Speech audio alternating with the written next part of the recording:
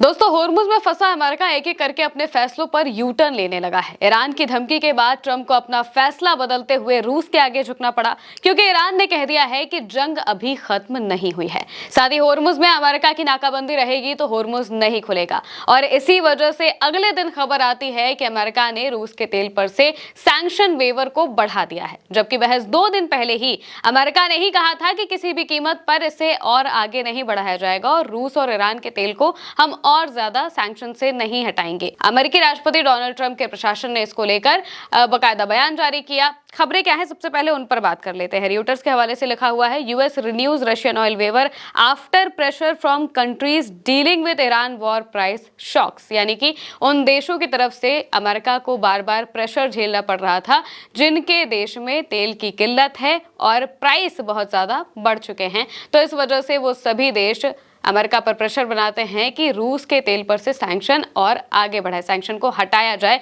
और कुछ और वक्त के लिए इसे आगे बढ़ाया जाए, जिस वजह से 1 महीने के लिए इसे आगे बढ़ाया जाता है। ब्लूमबर्ग के हवाले से बताया गया है कि पहले क्या कहा गया था। पहले अमेरिका ने कहा था कि US won't renew Iranian Russian oil weavers. Besant से यूएस ट्रेजरी विभाग के जो बेसेंट है, उन्होंने कहा था कि हम ईरान और रूस के तेल पर से सैंक्शन वेवर को और ज्यादा आगे नहीं बढ़ाएंगे। मॉस्को टाइम्स ने भी इसको लेकर खबर छापी थी और लिखा था बाकायदा इसको लेकर 16 अप्रैल को कि White House says it will not renew Russian oil sanction waiver. White House ने कहा कि वो रशियन ऑयल वेवर को आगे नहीं बढ़ाएगा, लेकिन महज 2 दिन बाद ही मॉस्को टाइम्स ही इसको लेकर दोबारा खबर छापता है और उसी ने लिखा है कि US extends sanction waiver on purchases of Russian oil. यानी कि अमेरिका ने सैंक्शन वेवर को और ज्यादा एक्सटेंड कर दिया है, बढ़ा दिया है। और इसके साथ साथ में अलग अलग खबरें ये भी आ रही हैं कि कौन कौन कंपनियों से सैंक्शन वेवर हटाए गए हैं। सऊदी न्यूज के हवाले से लिखा है, The Russian owned Serbian oil company NIS receives a new US sanction exemption। यानी कि अमेरिका के सैंक्शन पर से उन्हें छूट मिली है, नई छूट दी गई है ये। और इसके बाद ये खबर सामने आती है कि मौजूदा वक्त में ट्रंप की हालत कितनी बुरी तरीके से खराब हो गई है। दरअसल ईरान ने बीते दिनों कहा कि वो होर्मुज खोल रहा है, क्योंकि उनकी शर्त थी कि जब तक लेबनान में सीजफायर नहीं होगा तब तक हम होर्मुज नहीं खोलेंगे। लेबनान में सीजफायर हो जाता है तो वो होर्मुज खोलने का ऐलान कर देते हैं, लेकिन ट्रंप सामने से कहते हैं कि भले ही होर्मुज खुल गया हो, लेकिन जब तक पूरी तरह से अग्रीमेंट नहीं हो जाता तब तक हम नाकाबंदी नहीं हटाएंगे। यानी कि अमेरिका की नाकाबंदी ईरान के लिए रहेगी और ईरान सबके लिए रास्ता खोल दे। ये ट्रंप ने सोचा कि ऐसा होगा, लेकिन ऐसा हुआ नहीं।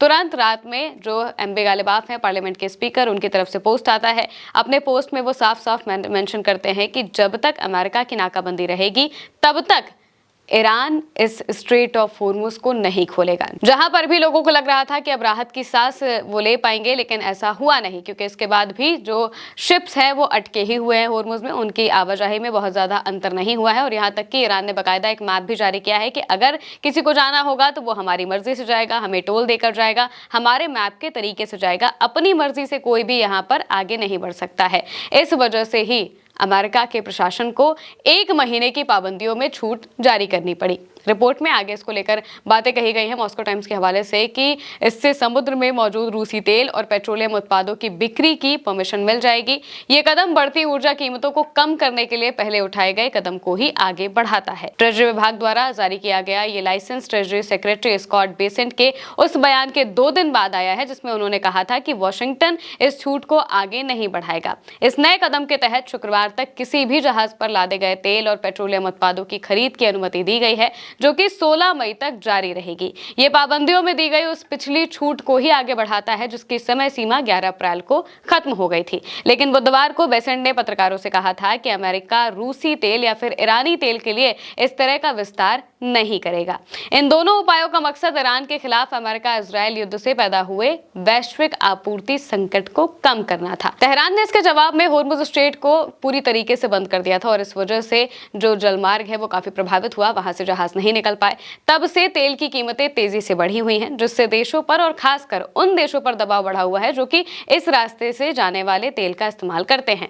अमेरिका में गैसोलीन की कीमतें भी बढ़ गई, जिससे इस साल होने वाले अहम मिड टर्म चुनावों से पहले आम परिवारों पर दबाव बढ़ गया है, लेकिन इस तरह की छूट से रूस को यूक्रेन के साथ युद्ध के लिए जरूरी तेल राजस्व से वंचित करने की कोशिशें मुश्किल हो सकती हैं। यानी कि एक तरीके से कहा जाए तो अमेरिका के लिए हर तरफ से मुश्किलें ही मुश्किलें हैं। होर्मुज स्ट्रेट बंद है अभी भी, क्योंकि ईरान ने साफ कहा है कि नाकाबंदी जारी रहेगी तो स्ट्रेट नहीं खुलेगा। और वहीं दूसरी तरफ उनके अपने देश में चुनाव आने वाले हैं। चुनाव आने से पहले अगर ये जंग नहीं खत्म होती है तो भी अमेरिका को, डोनाल्ड ट्रंप को बहुत ज्यादा मुश्किलों का सामना करना पड़ेगा। और वहीं दूसरी तरफ वो रूस पर जिस तरीके का दबाव बनाने की कोशिश कर रहे थे यूक्रेन के मामले में, वो भी अब नहीं बना पा रहे हैं, क्योंकि इसी वजह से उन्होंने रूस पर सैंक्शंस लगाए थे। लेकिन अब उन्हें सैंक्शंस इस मजबूरी के तहत हटाने पड़ रहे हैं। तो इसका मतलब ये है कि रूस अपना व्यापार आराम से अभी 1 और महीने तक कर सकता है। जो भी देश चाहे वो रूस का तेल खरीद सकता है, उन्हें इसके लिए डरने की जरूरत नहीं होगी।